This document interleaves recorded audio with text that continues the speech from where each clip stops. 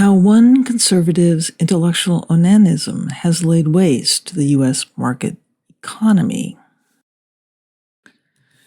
If you don't recognize the face, this was Robert Bork, whose initial notoriety was as a bitterly disputed Reagan nominee to the Supreme Court that ended in rejection.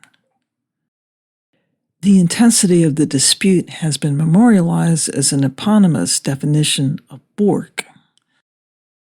But his impact on U.S. antitrust law might as well have motivated the other meanings. Bork's true impact came from his book called The Antitrust Paradox. His influential book itself, influenced by the Chicago School of Economics, criticized U.S. antitrust law in the 70s. He argued that the original intent of antitrust laws, as well as economic efficiency, makes consumer welfare and the protection of competition rather than competitors the only goal of antitrust law. Thus, while it was appropriate to prohibit cartels that fix prices and divide markets, and mergers that create monopolies, practices that are allegedly exclusionary, such as vertical agreements and price discrimination, did not harm consumers and so should not be prohibited. The paradox of antitrust enforcement was that legal intervention artificially raised prices by protecting inefficient enterprises from competition. His arguments were derived from and given legitimacy by the Chicago School of Economics, whose assumptions have been criticized from many angles, both theoretically and by empirical study.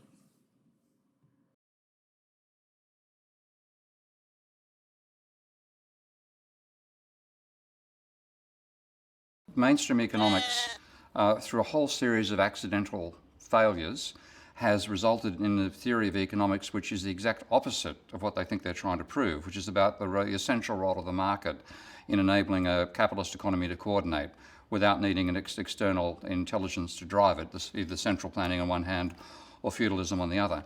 In fact, they've ended up building a model in which the only way it can work is if each last one of us has the intelligence of God.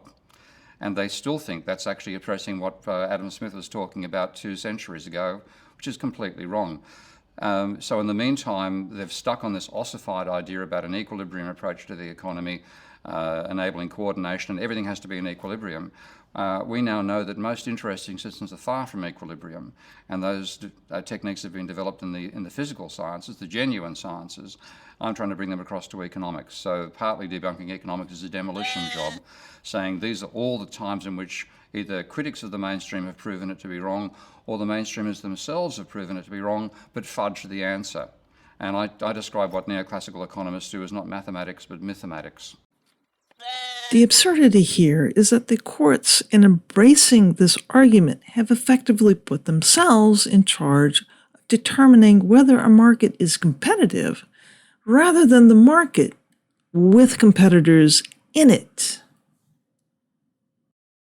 This academic sleight of hand granted them the legitimacy to selectively destroy competitors through mergers and acquisitions, thus shape the competition itself. All this on the implicit assumption that they could or would somehow understand how to define competition's nature.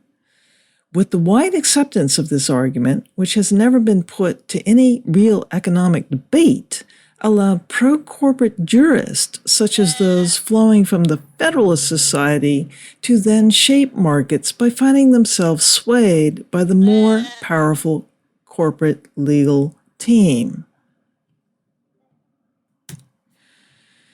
As competitors have been lost to mergers, and with only a few cartels remaining, they have massively reshaped the nature of U.S. business competition, finally reducing it to the dynamics of these large whales, whose shareholders own a sample of all actors.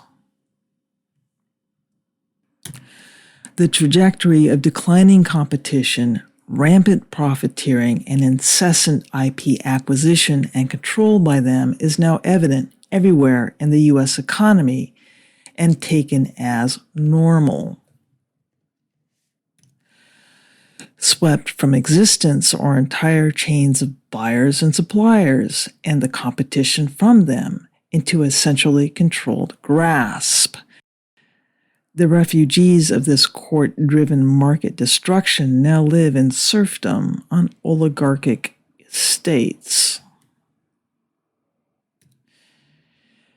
The outcome is a nightmarish absurdity that looks either more like Soviet-style economic central planning or indeed like feudalism. Large vertically integrated empires look like and act like manorial estates, not market economies. In the end, small c capitalism, the ones of bakeries and store owners, have all been crushed and swept away onto feudal estates. And you can really start asking, what capitalism? Where is it? For instance, what capitalism exists with Cargill that owns everything in the food production chain between the farmer and the store? There's nothing left but them.